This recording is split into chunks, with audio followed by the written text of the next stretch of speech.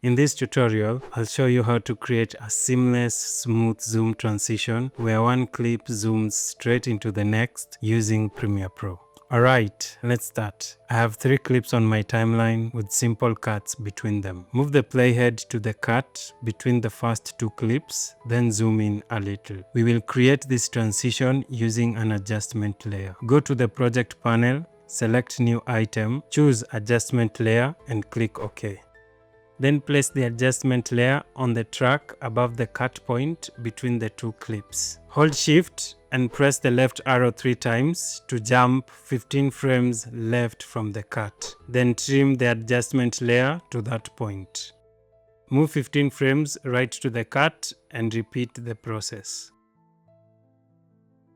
Then press C to switch to the razor tool and slice the adjustment layer exactly in the middle so that it lines up with the cut between the 2 clips. Press V to return to the selection tool. We will begin with the first bit of the transition by zooming in as the first clip ends. Select the first adjustment layer, then open the effects panel and search for transform.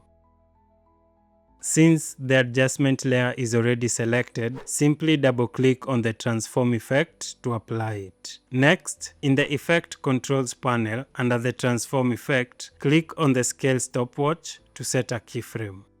Move ahead to the second last frame of the adjustment layer and enter 200 for scale, creating a second keyframe. This doubles the scale as the clip transitions out. At this stage, the animation is moving at the same speed all through. To change that, we want to add some speed, starting slowly and increasing speed as we reach the cut point between clips. To do this, select both keyframes, right-click and choose Ease In. Then right-click again and select Ease Out. Next, select the control handles under each keyframe and pull them to the right. This creates a smooth curve, making the zoom accelerate as it nears the cut. After that, you can move the second keyframe all the way to the end. You can also add motion blur by turning off Use Composition's shutter angle and manually setting the shutter angle. The maximum is 360, but you can experiment with lower values like 180 or 270 to see what works best for your footage.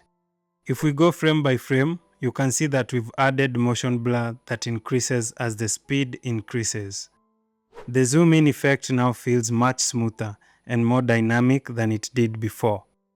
That's the first half of this transition. For the second part of the transition, we have a challenge. Before we zoom in, we will need to add more effects to the second adjustment layer. First, select that layer, then go to the Effects panel and search for Replicate. Double-click it to apply it to the layer, and in the Effect Controls panel, set the count to 3.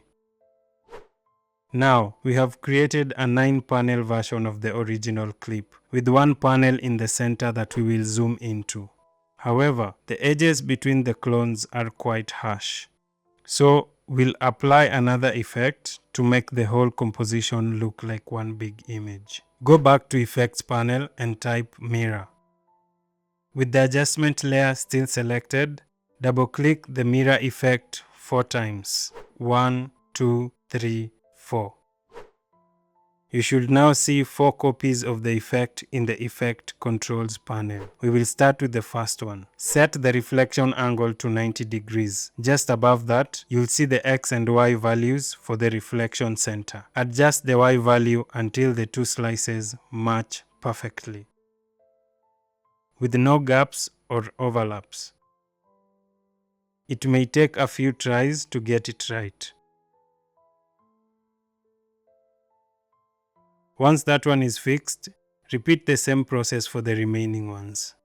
Move to the second mirror effect. This time, set the reflection angle to -90 and adjust the value until it matches properly. This will remove both horizontal seams. To address the vertical seams, apply a third mirror effect and set its reflection angle to 180. Don't worry if things disappear briefly. This time, we will adjust the X value. Move it to the left until it matches perfectly, hiding any gap. For the final mirror effect, keep the reflection angle at 0. Continue dragging the X value left until the edges meet, and the last seam is gone. Now, we have a single, seamless image without any harsh edges, with a clean, borderless version of the original clip. Next, we can apply the transform effect to this adjustment layer.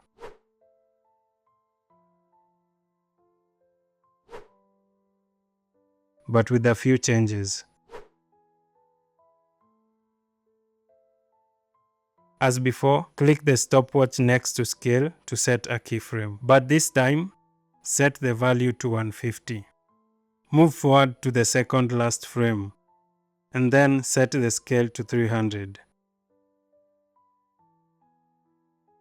Now we have our full-sized image back. We animated the scale in the first clip from 100 to 200, basically doubling it.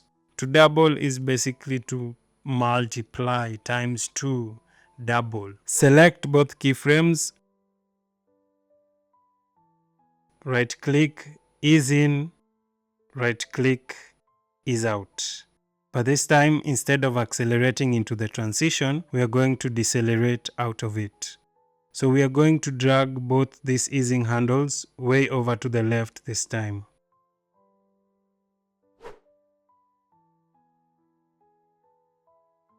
Now, we can move the second keyframe to the end.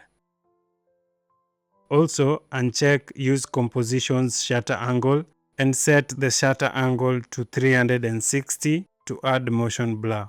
We've got a smooth transition that zooms straight through one clip into the next.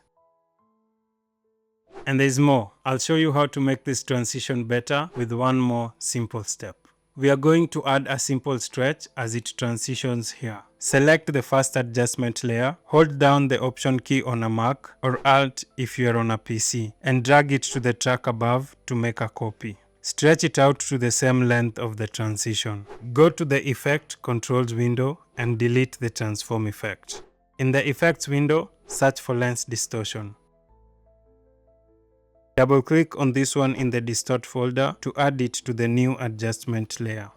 Click the stopwatch beside Curvature to add a keyframe at the beginning of the layer. Add another keyframe in the middle and one at the end. Go to the middle keyframe and set the curvature there to -30. You can play around with this value depending on how stretchy you want your transition to look. Select all 3 keyframes, right-click, ease in, right-click, ease out. Drag all the keyframe handles towards the middle.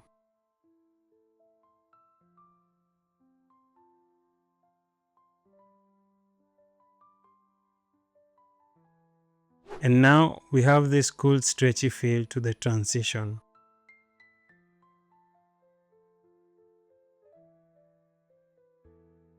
If you want to copy this transition to another cut, select all the adjustment layers, hold Option on a Mac or Alt on a PC, and drag them over to where the cut points line up. And there you go. If you enjoyed this tutorial, leave a nice comment.